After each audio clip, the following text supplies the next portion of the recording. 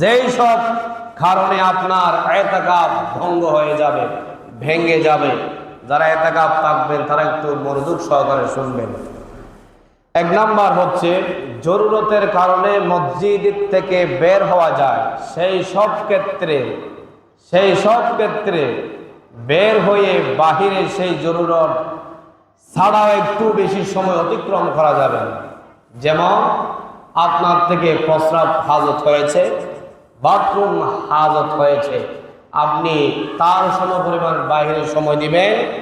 এর বেশি যদি আপনি ওখানে বসে বসে যদি আপনি খেলাধুলা করেন, পানি নিয়ে খেলাধুলা করেন, তাহলে আপনার ইতিকাফ ভেঙে যাবে। কি হয়ে যাবে?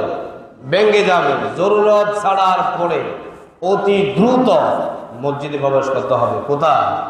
মসজিদে প্রবেশ করতে হবে। এগুলো হচ্ছে ইতিকাফ যেখানে ভেঙে যায় সেগুলো বলতেছি। 2 নাম্বার,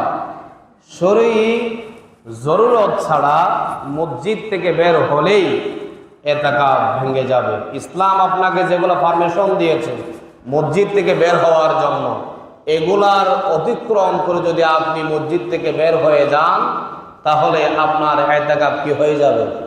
ভেঙে যাবে। আমাদেরকে সেদিকে খেয়াল রাখতে হবে। যদি নিজ থেকে মনে না থাকে, হুজুর আছে, তাদের থেকে জিজ্ঞেস করবেন। 3 নাম্বার, ইতিকাফকারী ব্যক্তি মসজিদের সীমানা মনে করে ওই রাস্তায় চলে গিয়েছে। কোথায়?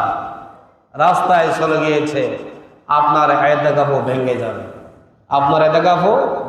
আপনার থেকে মসজিদের এরিয়া ভিতরে থাকতে হবে। বাথরুম করতে যান, গোসল করতে যান, আপনি প্রস্রাব করতে যান, একেবারে মসজিদের সীমানার বাহিরে যাওয়া যাবে। আপনি যদি ভুলেও যান, আপনার ইতিকাফ ভেঙে যাবে। এই জন্য বলছে আগে মসজিদে ঢোকার আগে মসজিদের সীমানা কতটুকু আপনার বিবেক দিয়ে সেটা আমি জিজ্ঞেস করে সেটা আয়ত্ত করে নেন, ঠিক না? এরপর আপনি মসজিদে ঢুকেন। 4 নাম্বার, ইতিকাফের জন্য রোজা শর্ত। যারা ইতিকাফ থাকবে, যদি আপনি রোজা থাকতে না পারেন, অসুখ হয়েছে, হঠাৎ করে সমস্যা হয়েছে, আপনি রোজা থাকতে পারেন নাই, সাথে সাথে আপনার ইতিকাফ ভেঙে গিয়েছে। ইতিকাফ থাকতে গেলে আপনাকে কি রাখতে হবে? রোজা রাখতে হবে। রোজা রাখতে পারেন নাই, ইতিকাফ কি হয়ে গিয়েছে? ভেঙে গিয়েছে। এজন্য ইতিকাফের জন্য রোজা শর্ত। এরপরে 5 নাম্বার, ইতিকাফ থেকে স্ত্রীর সাথে সহবাস করা যাবে না। এটা তারপরেও তো হয় না, তারপরে বলতে হচ্ছে। 6 নাম্বার, হুজুরের কারণ ছাড়া শুধু এমনিতে ব্রাশ এবং মেসোয়াক করে বাহিরে হাঁটা। কিছু লোক আছে মেসোয়াক করে বাহিরে হাঁটে, আছে না? নেই? আপনার ইতিকাফ ভেঙে যাবে। আপনি মেসোয়াক করেন, মসজিদে বারান্দা আছে বা এখানে ভিতরে মেসোয়াক করেন, তারপর আপনি সময় মতো গিয়ে উজু করে আসেন, সমস্যা নেই। এমনিতে আপনি বাহিরে গিয়ে ব্রাশ মেসোয়াক করতে ওখানে হাঁটাহাঁটি করতেছেন, সাথে সাথে আপনার ইতিকাফ কি হয়ে যাবে? ভেঙে যাবে। খাবার খাওয়ার পর হাত পরিষ্কার করার জন্য বাহিরে যাওয়া যাবে না। আপনি খাবার খেয়েছেন, আপনি মসজিদে যেখানে ভাত খেয়েছেন, নাস্তা খেয়েছেন, সেখানেও কি করবেন? হাত ধুতে পারেন।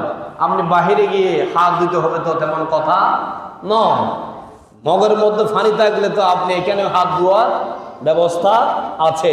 ইচ্ছাকৃতভাবে পুকুরে যাওয়া যাবে না। কোথায়? পুকুরে যাওয়া যাবে না। ইচ্ছাকৃতভাবে যদি পানি থাকার পরও আপনি পুকুরে গিয়ে হাত ধুন, সেখানে সময় নষ্ট করেন, সাথে সাথে আপনার ইতিকাফ কি হয়ে যাবে? ভেঙে যাবে। এই 7টা কারণে ইতিকাফ কি হয়ে যায়? ভেঙে যায়।